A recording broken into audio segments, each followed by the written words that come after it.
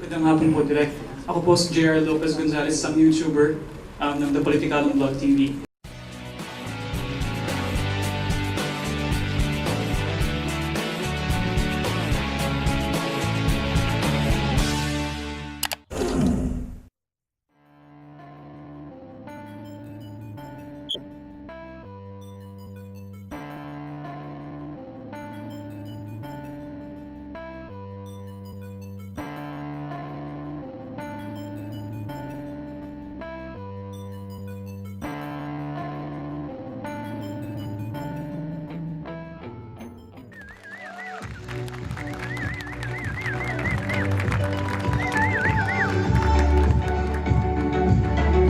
Hello, good afternoon.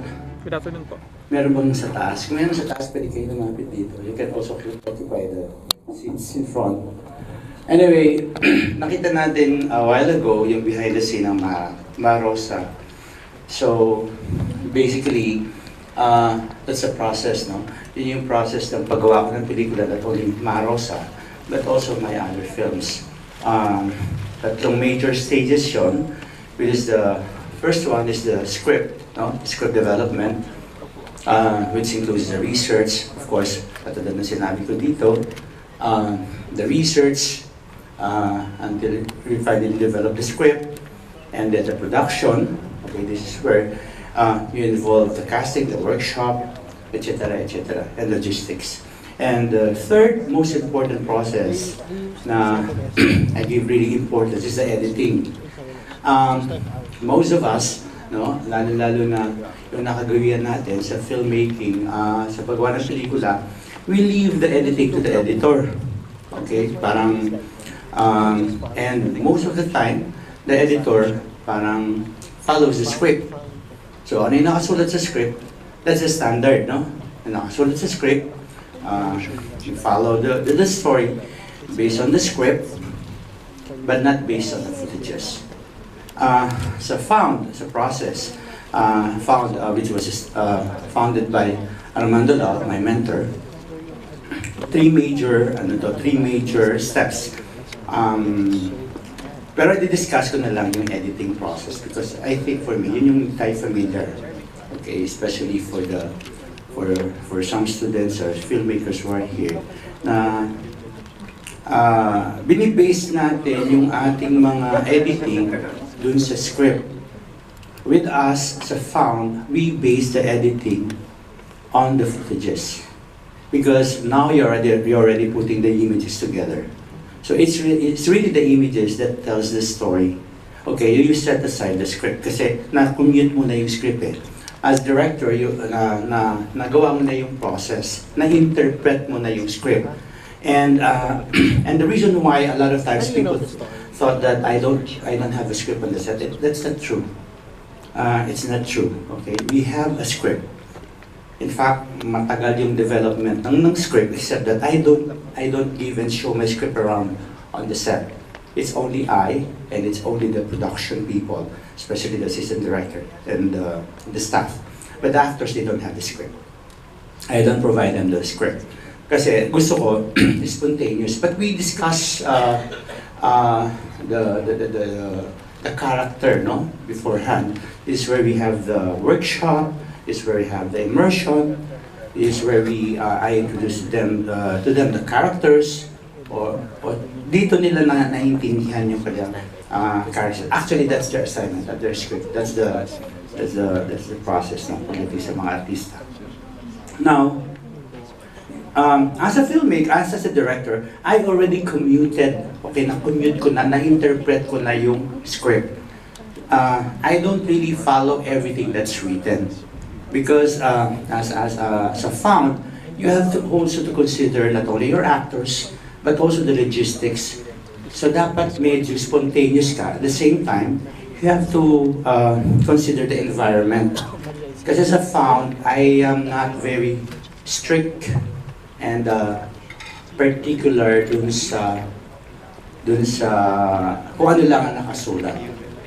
It's more of how the filmmakers, how the artists can contribute on the set. Meaning the actors, the production designer, the location, okay? Maraming ano to eh, maraming factors, okay, that you have to consider para mas maging natural, maging spontaneous yung eksena. That's why most of my film, akala ng mga tao, documentary. But it takes a lot of, to make it look very natural, it takes a lot of the process, it takes a lot of preparation also on our part and on the part of the cinematographer and the production designer and the whole staff as a whole, no? Kasi hindi siya madali. Okay? Kasi kung hindi mo alam you don't know how to put your yung energy together and yung yung expertise together to make it look natural, hindi siya pagbumukhang natural.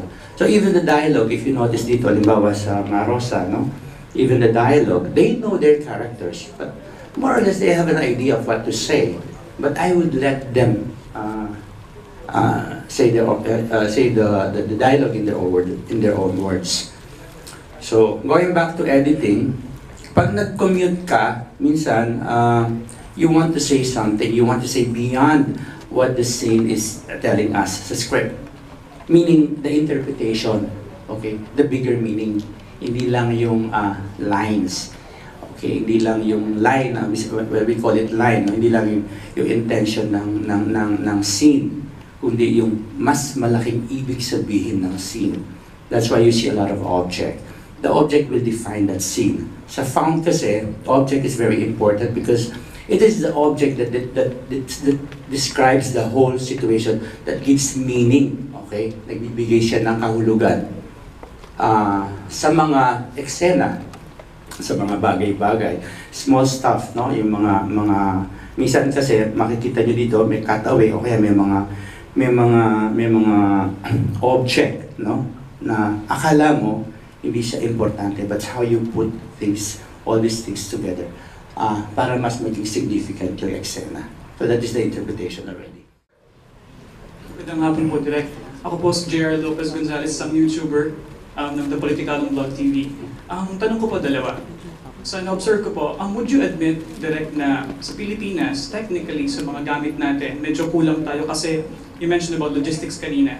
So I was thinking like for other countries, like hindi nila itutuloy yung isang scene dahil hindi pa nagawa yung technology for specific na scene na gusto ng director. So what happens is some inventors would invent certain like lenses for that specific reason. So would you admit, Direk, na medyo may kulang tayo doon? And my question about that is, if ever you would dream for an improvement in one of your gadgets or one of your equipment, what would it be?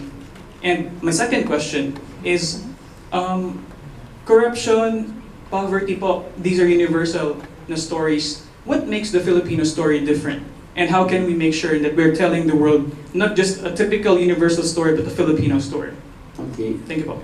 Yung first question, okay, in terms of technical aspect yan eh, gadget, ano yung kulang, ano yung, paano, for me, it's not kung ano yung kulang, but kung how we can maximize technology. Hindi ako naghahanap dun sa kakulangan. And I think it's also the reason why found, no, yung found story was was established, no, by my mentor. Kasi sa found, hindi mo hahanapin ito eh, kasi magkakaroon ka ng alternative. Okay, and we don't focus on the technical side, no. I focus more on the content because yung content kasi, okay, magkakaroon ka ng grip dun sa film.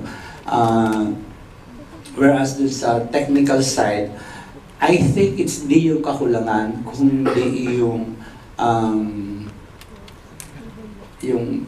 time na ini-spend doon sa mga gadgets at saka sa technical, and in other words, post-production. Yun din ang malaking napapansin ko sa post-production, hindi siya nabibigyan ng like halimbawa yung mga nagbibigay ng mga grants, marami kaming mga festival, no, mga local film festival, nagbibigay ng financial grant, and you only give them like less than a year to develop their film, and normally you need more time to develop your film. In other countries, they will need like mga 2 years, sometimes even 3 to 4 years to finish one film. Dito, in 1 month, kaya natin tumapos ng pelikula.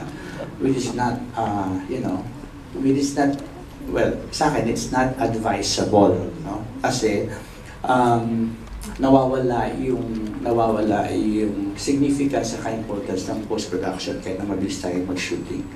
Okay, so you need to spend more time with sa post-production.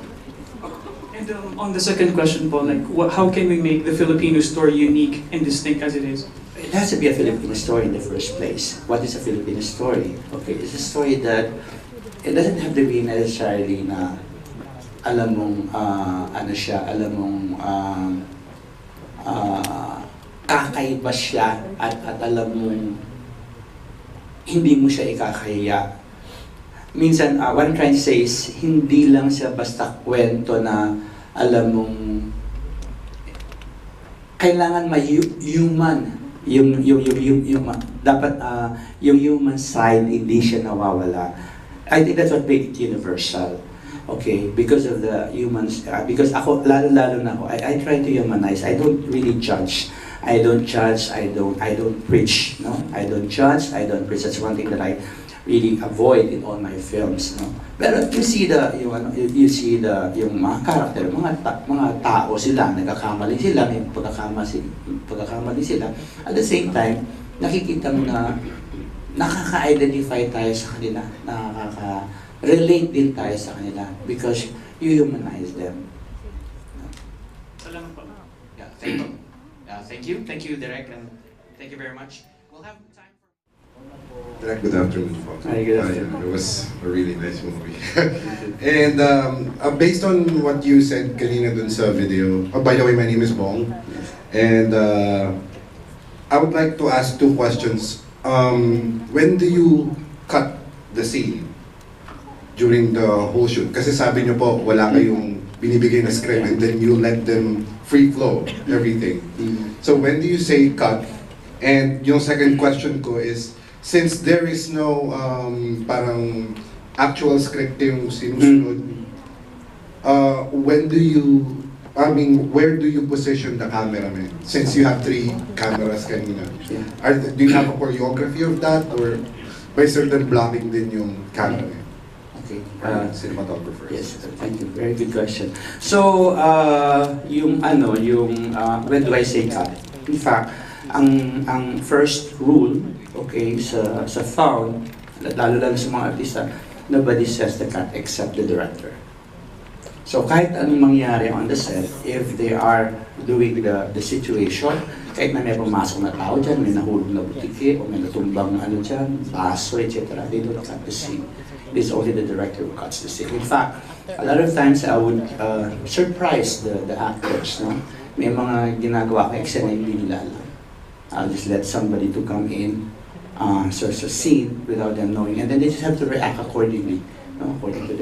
According to the situation and according to their characters. So ano yung character niya, magre-react siya doon. So ganun yun.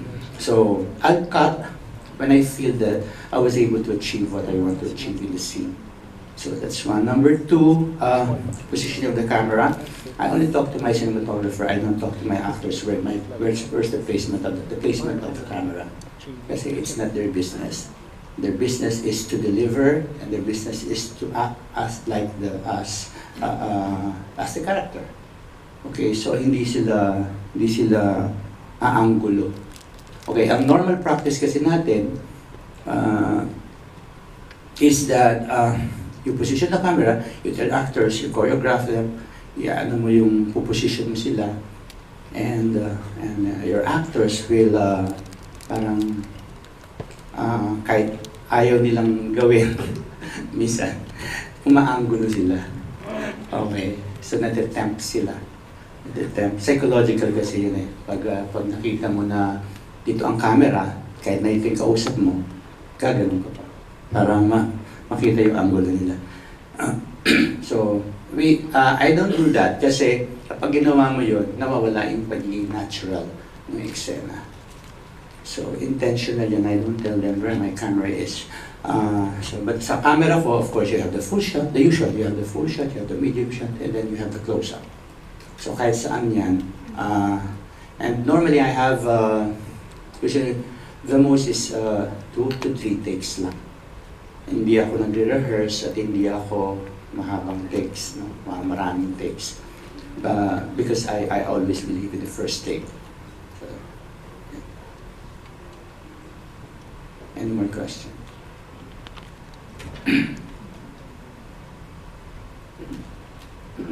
I am Rodolfo Manuel. I have chatted with you in Messenger before. Then, I'm from the academe. Marami tayong mga nababasa na mga acting schools. No? Merong Meissner, merong Stella Adler, may Stanislavski, and so on and so forth. Ngayon, napansin ko, may innovation sa'yo. Brillante Mendoza Acting School. No? Ano po talaga how can we define the acting school which you are trying to propose? No? Okay. It is not I, it is my mentors. Okay? It's called the found acting. So, ito, yung sa found acting, first and foremost, dapat malaman nung character, nung artista, yung uning character na pinoportray niya.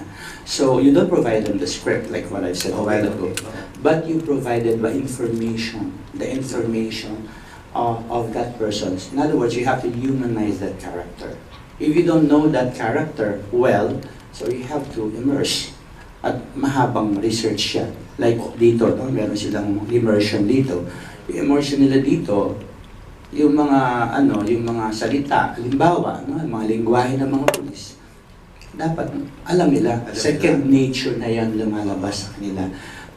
We had, for instance, si Andy dito, dinala ko siya sa ganyang lugar, sa medyo depressed areas, no? Hindi nga siya nakilala eh. Kasi nagbihis siyang natural, nagbihis siyang hindi parang artista, walang makeup, etc. At naglakad kami sa kalye. Eh siyempre, ang mga artista, ang mga tao kasi, ang notion nila of artista is naka-van, naka-makeup, naka-pabango, etc. etc. With her, naglalakad kami sa So, in other words, nilalapit mo yung artista sa totoong tao. So, that's one, no? And then of course, yung being natural and not giving them the lines. Yung script, di ba? And also the script, of course. Paano po yun nangyayari? Kasi sa script, ano doon po yung mga dialogues? Of course. So, wala na pong kailangan ng memorization din. No, if there's like one important parang lines or words that they need to say, sinasabi namin, sabihin mo dito, kunyari, sabihin mo dito, iba na inaway yung, importante dito, kailangan masabi mo yung inaway mo yung kapatid ko. So, yun lang. But how they're gonna say it and where they're gonna say it at that particular scene, hindi ko na sinasabi. Yun lang. Okay. And then I give them the space. So, ito yung space mo, bahala ka kung like for instance, in Foster Child, yung asawa ni Cherry Pie is supposed to be looking for something, at tool yata, karpentero siya eh. Sabi niya, Direk, nasan po saan ko po hanapin yung martilyo? Sabi ko, I don't know, kasi if I'll tell you, alam mo kung saan mo kukunin, hanapin mo sa bahay. And this is supposed to be your house. Saan mo ba nilalagay ang mga martilyo mo as a carpenter? So I'll put my camera, position my camera, and then you look for it. Eh kung di ko makita, di sabihin mo sa karakter mo, hindi ko makita, magalit ka. Di ba in real life, ganun naman. Pag may hinahanap tayo, hindi natin makita, galit tayo. So nagkakaroon na inflection. So it becomes natural. So, yun. But of course, itong mahabang proseso, I didn't learn paano this. po yun, Direk? Dapat yung mga artista po talaga mga professional actors? No. In fact, mas gusto ko nga katrabaho yung mga non-professional. O mga amateur. Amateur, Kasi yes. kung amateur, kakailanganin pa nila ng mga direction, di ba? No, ang amateur Paano kasi, po ang amateur is say them to do Talagang this. sasabihin niya rin, nasa script. No. Ang amateur, ang sasabihin mo lang sa kanya, okay, from here pumunta ka doon, umupo ka doon, magantay ka, may magandang tubig. And that's what they do. Yun lang, gagawin nila. Because wala silang wala silang kailangan isipin na, this is my blocking, kailangan pumunta ako doon. Okay, I'll give an example. Okay, meron ako sa exercise for instance sa isang klase. Sabi ko sa kanila, okay, you shoot a scene, no? Using your camera. Okay, somebody's waiting for the taxi, for a cab. Ayun. So, nag-arte-arte na sila. So, the camera, iba-ibang lugar na yan, iba-ibang angulo, etc. Nag-perform na yung mga artista, nagtitingin ng watch, nagmagano, naiinis, nainitan, etc. etc. But you don't normally do that when you wait for a cab, di ba? So, sinute nila yon, pinanood nila. And then, sabi ko sa kanila after that, you go outside, you shoot somebody. Yung totoong taong nalatay ng taxi. Sinute nila, wala lang, katayo lang sila ganyan. Nag-aantay. So that's how you compare yung realism at saka kapag kino-choreograph mo siya. You know? So seeing these two scenes together, nakikita mo what is natural and what is unnatural. So in the first place kasi sa found acting dapat naturalize. Naturalize yung ano. Okay, so that's part of the and found acting is just one of the elements of found story. Okay, so sa found kasi may found acting, found cinema. Nag-offer ba sila ng mga workshops? Yes, in fact, even I myself still doing workshops. So how do we apply? Kasi I also act in indie films. Okay, yeah. So we'll give you the numbers. Actually, ang mga nag-workshop dito sa found, no, mga professional directors and artists and mga I-share ko po yan sa director ko sa indie film. No? Kasi I am also acting sa indie. At ibang-iba, no? Kasi sa indie na amin, pinapamemorize sa amin lahat ng linya. Iba-iba naman po kasi. But I think this is a good one. I'm not saying this is the best one and this is the I'm saying kasi nanggagaling talaga dun sa tao yung dialogue, nabubuhay talaga. Kasi sa amin, binibigay yung script, dapat memoryahin namin lahat yun. Okay. Well, I'm not saying mali yun, no? We're not saying mali yan. We have our own ways of I doing will share this to him, no? Kailangan talaga, maganda yan, no? Yung innovation na yan. Manggagaling talaga sa tao, yung dialogue.